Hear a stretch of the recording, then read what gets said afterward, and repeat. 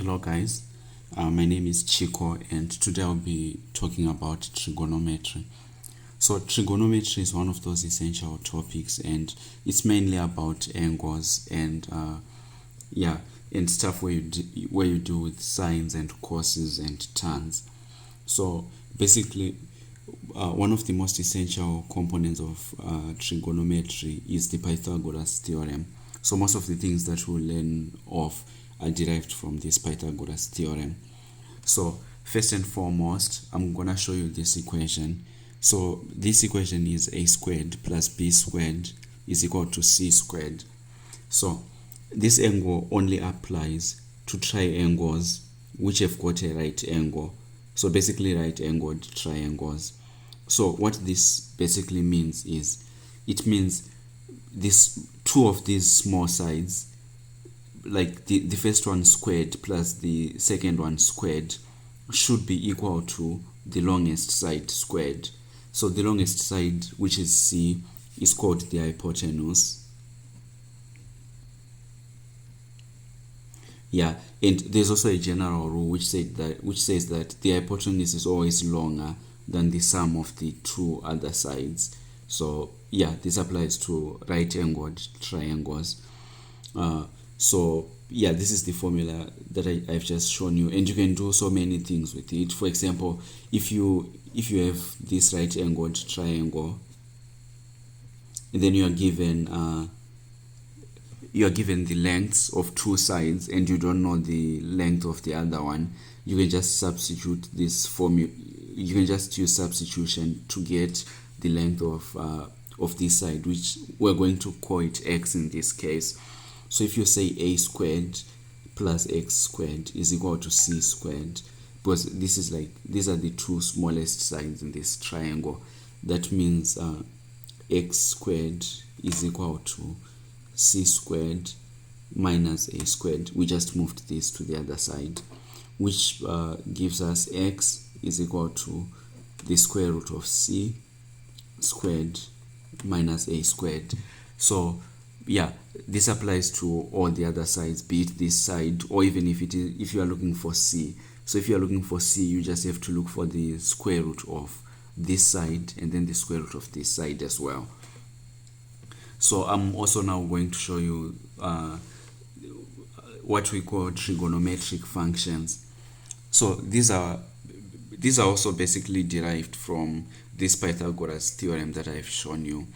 But then now, if you look at your calculator, you have got some buttons which are written sine, and also some buttons which are written cos, and then some buttons which are written tan. So these trigonometric functions have got a meaning when we are interpreting them, looking at triangles. So what this basically means is, okay, so this theta is the angle, and then when we say the opposite, it's just standing for the opposite. So we mean the angle opposite, we mean the side opposite the angle. So if our angle is theta here, this side is going to be our opposite side. And then when we say adj, it just means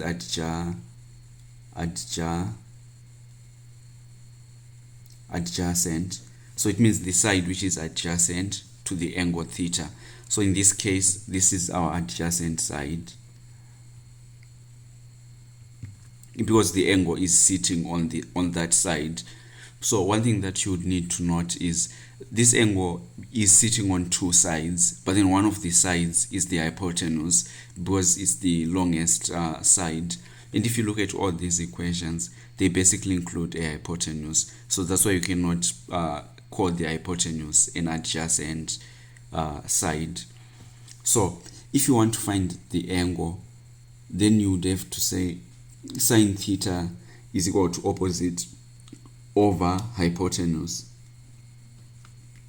Okay, so I'm going to go back a little bit to something that I was supposed to tell you at the beginning of this. So these are like at the core of our trigonometric equations, and students usually memorize these depending on what you want to memorize. So is either you memorize Chashotao or you memorize Sokatoa. So all these basically mean the same thing. So if you say Chashotao, it's basically the cos of the angle is equal to the adjacent side over the hypotenuse, which is given in this form here. And then the shore is sine of the angle is equal to the opposite side over the hypotenuse, which is also given in this form over here. And then the tan theta, like the tan of an angle, is equal to the opposite side of the angle over the adjacent side of the angle, which is given in this form over here.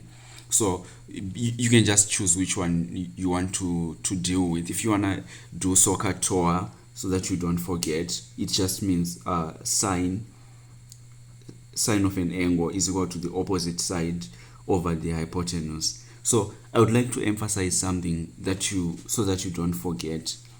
These rules only apply to right-angled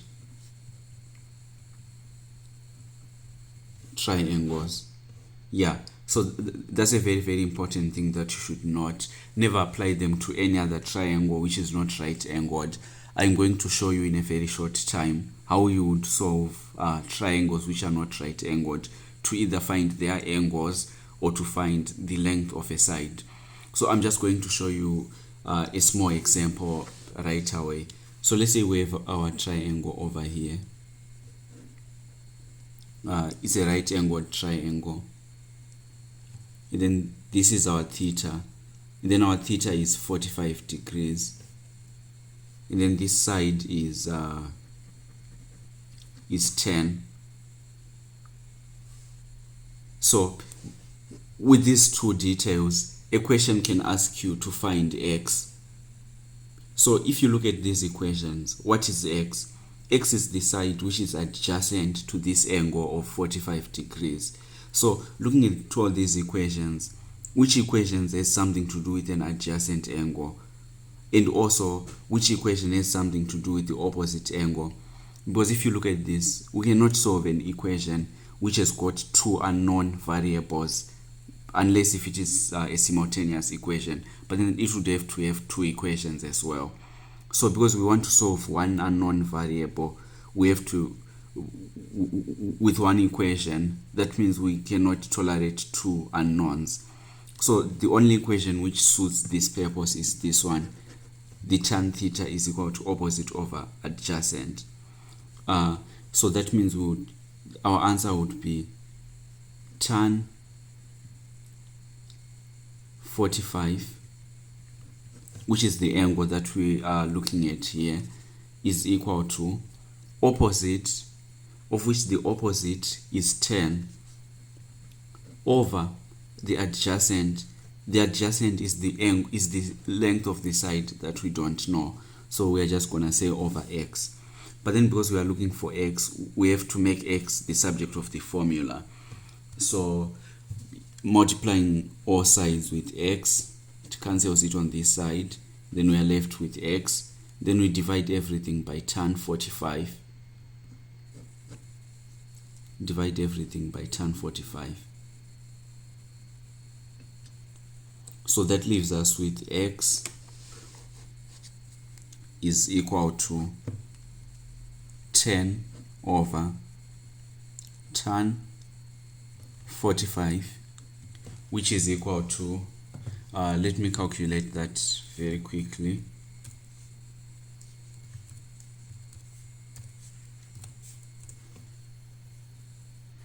Which is equal to 6.17. And then this is our answer. Yeah, so I hope this was clear and easy enough for you. So these are basically the same rules that we apply whenever we're given a triangle. So things that you should note is make sure you have one unknown in your equation, because it's the only thing that you have to look for. Imagine if we had used this equation to solve this question.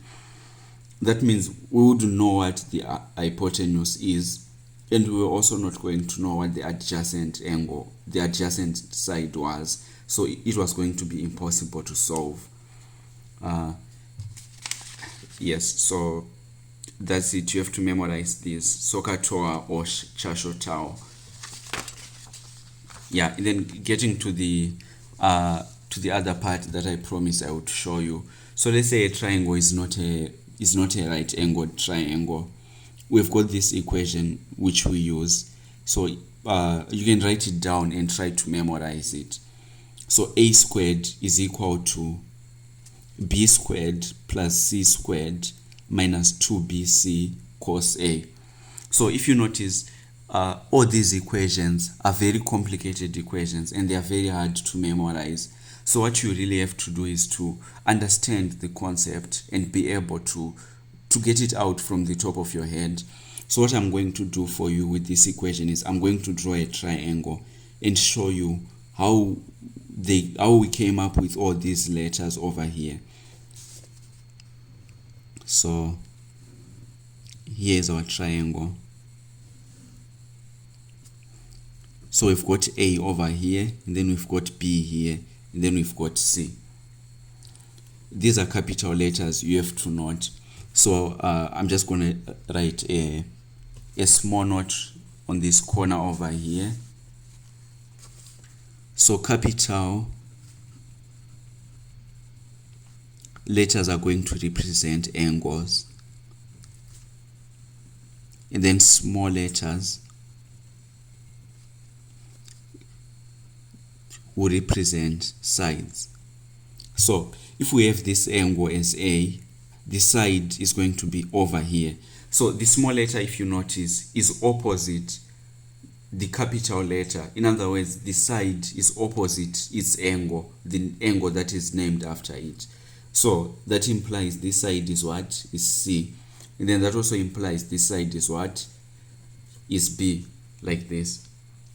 So now looking at our equation, we said if we want to know the length of A, we say A squared is equal to B squared, which is the other side squared, plus the other side squared, minus 2 times this side times this side, cos the angle which is opposite to the side that we are looking for.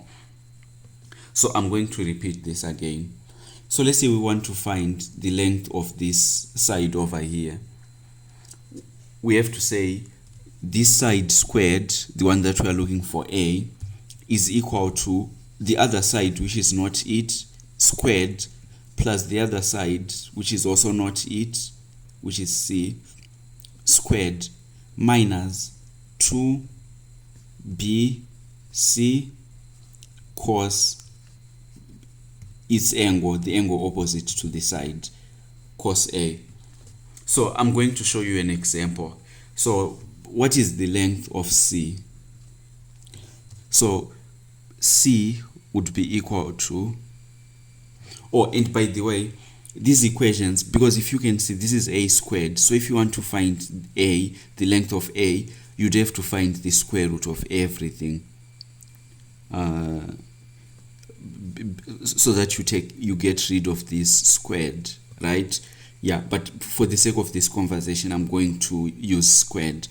So if you want to find the length of C squared is going to be equal to this side squared plus this side squared, because they are not C, minus 2 times this side times this side, cos the angle named after this side, which is like the opposite angle, right? So C squared is equal to A squared plus B squared minus 2AB cos C. So now if you would like, please pause the video and try to work this out on your own. I want you to find out what B squared is. You can pause the video if you would like to, or continue watching. So basically, I hope you were able to solve it. So B squared would be equal to this side, which is not B, squared plus this side squared, minus 2 times this side, cos the angle opposite the side, which is b. So b squared would be equal to a squared plus c squared minus 2ab cos b.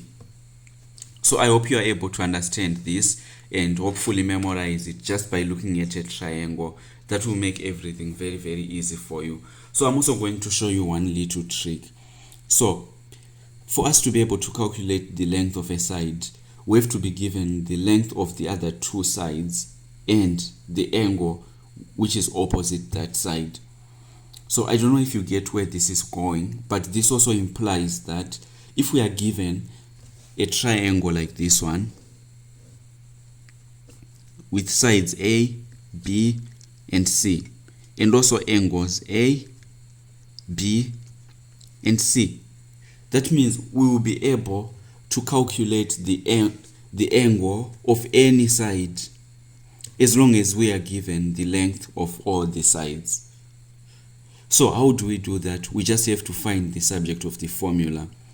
So for example, if we want to find this angle A, the size of this angle A, what we just have to do is, we remember that there's a formula which has got an angle A in it, the capital letter, and that formula is given by A squared is equal to B squared plus C squared minus 2BC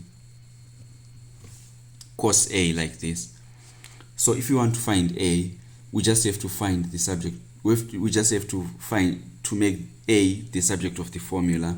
So that would become A squared, move this to the other side, minus B squared, move this one to the other side as well, minus C squared is equal to minus 2BC cos A. And then because this one is because this one is a negative and we don't want to be having negatives, I'm going to move this one to this side, and then I'm also going to move everything which is on this side to this side. So we are left with 2BC cos A is equal to B squared plus C squared. Bear in mind these were negatives, so when I move them to the other side they become positives, and this one becomes a negative, minus A squared. And then because we want A, we are going to divide both sides by 2BC. 2BC, this gets cancelled, 2BC. So this is the formula that we end up coming out with. Cos A is equal to B squared plus C squared minus A squared over 2BC. And to make A the subject of the formula, we just have to say A is equal to arc cos B squared plus C squared minus A squared over 2BC. So this is also one thing that I would like you to note. We don't divide both sides by cos, because cos is a function, and a function is, what can I say? It's more, the way cos functions is, cos only works when there is something right in front of it. So you cannot separate cos from the number that is after it, if you get what I mean. That's why here, to separate it from A, we didn't have to divide this by cos, because that cos wouldn't be having any number in front of it. So that's why instead we use this function called arc cos, which is basically an inversion but in a legitimate way. So I hope you understood this lesson, and I hope to see you in the upcoming videos. Feel free to reach out with any questions that you wouldn't have understood in the whole video, and I'll be ready to help you. Thank you.